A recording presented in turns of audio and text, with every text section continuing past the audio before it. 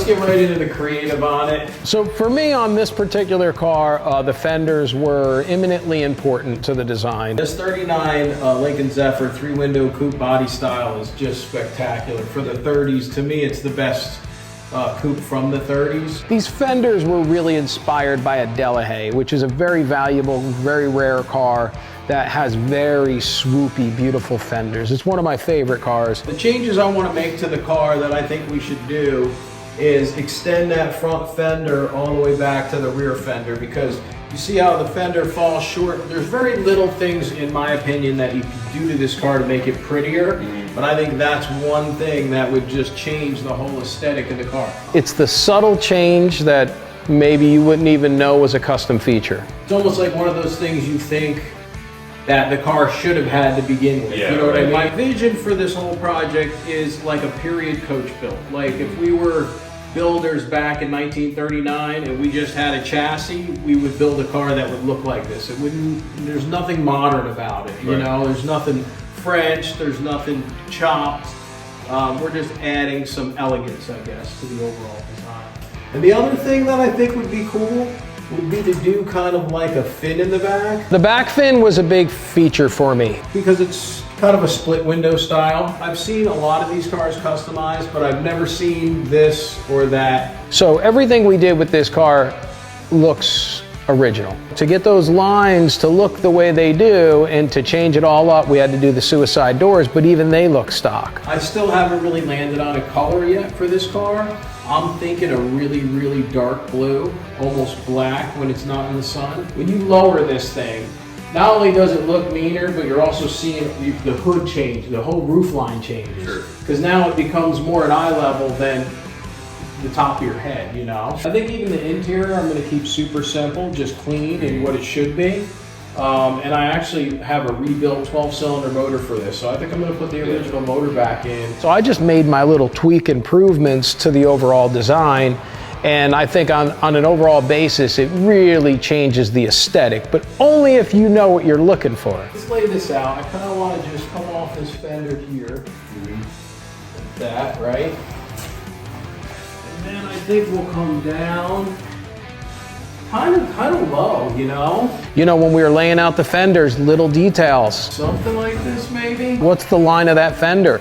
We kept changing it, tweaking it, bring it down, make it a little swoopier, and then you also got to make sure it transitions properly from the original fender all the way to the back. You really want it to fade into the bottom of this rear fender, you know? Right. And then for back here, I mean, so I'm thinking we'll do something like this, you know, with the sheet metal. And I want it to end and fade in so that your eye has just like this seamless from the roof line to the trunk line, you know? All right, so I think that's good, man. We'll get into it, and I think we got a pretty good game plan. Yeah, it's awesome, man. It's gonna be a really cool project. Really looking forward to it.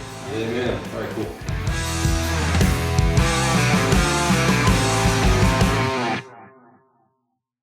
Is that it? Is this what we want to do? Right there, I would say. And the line of it was extremely important to me.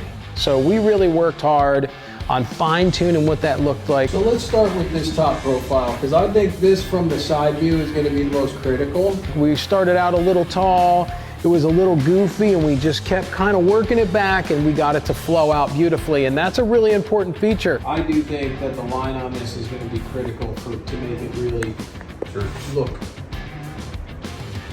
like Bugatti-ish or Delahaye-ish, you know what I mean? I feel like you want it real aerodynamic, you know? You want it to really sweep back. I like it here. I like where we are here. We could probably make it disappear into that corner. That's it. I think it should. To that intersection? Yeah, because then it would end here. Right, then you don't even touch You don't even touch a rear fender. I just want it to, it literally would disappear right there. Right. 39 was the first year where they had the hideaway step sides. So when you open it up, you see your little your step boards. Where pretty much all cars before that had exposed side steps like that. Like this would all be that. This would be rubber and the door would open here. Yeah, This would sure. be stepping There's like back. a... I thought I would have like an edge to it, but I always thought, man, just a speed fin would look so good there. I think it's got to be like off that top, like, yeah, kind of like maybe something like that. I think it's got to come off the roof curve and then disappear. flat. Yeah, it can't have a hump here. Right. This has got to needs to be be straight. Yeah, that's got to be like real So, straight yeah. now. Just a little bump here, kind of Yep. like that. That's kind of probably it. Yep. It's only like, it's like fast backing. Sure. It's like you're creating a fast back look. And then we're gonna know if we like it. I think it's gonna be a big feature. It just gives it like a fast look to it. Dang, dude, this might be good. I think we might just leave this. And that right there will have a nice angle on it. I think it'll look good. Remember, period coach built, so we don't want it to look like a modern custom. We want to stay away from that.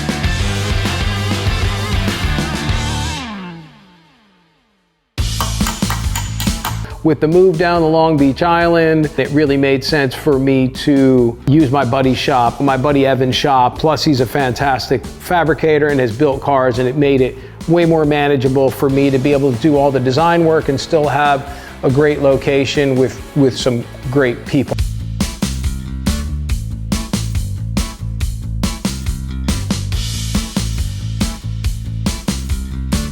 I think we're good with the fin. Initially we had it like this and it was like, it didn't look so hot. I call it a speed fin. It's kind of inspired by like a Bugatti. But now I think it's looking good. The body line looks good in here and I think it's gonna be a nice feature. This project really called for that. And these suicide doors are looking mighty fine too.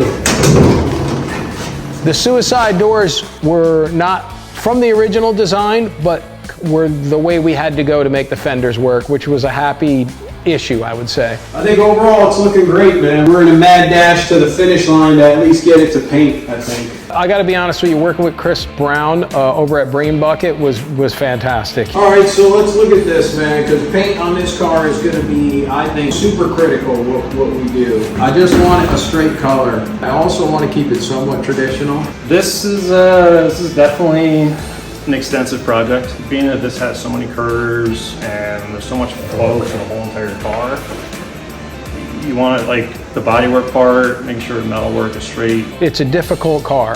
It's not like a modern car where it's more boxy.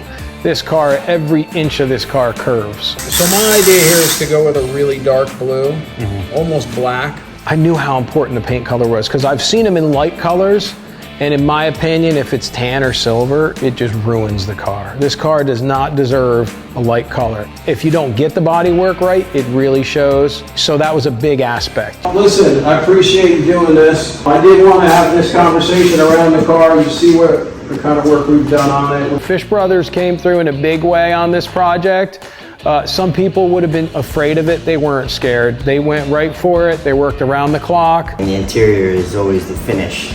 Everything else gets covered up, but what we're doing is what's being shown. When you open these suicide doors, boom, here's all this red showing off inside. You know, if you're going with one red as the leather, it doesn't have to be an exact match for the carpet. Okay, yeah.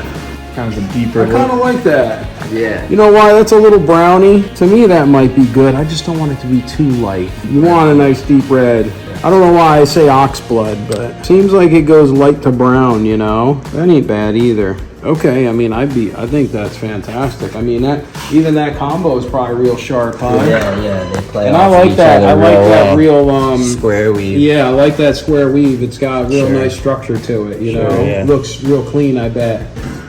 Excited to get going. So you would need this at some point in time. We could get you everything to a certain point. You could maybe get going on the seat and things of that nature, but then eventually, so you would need this car in full paint done. Like this was the last thing that gets done is interior generally. Last. Yeah, like last, dead last. Yeah. This is the end fit and finish of what you're going to be looking at, so you want everything to be on point.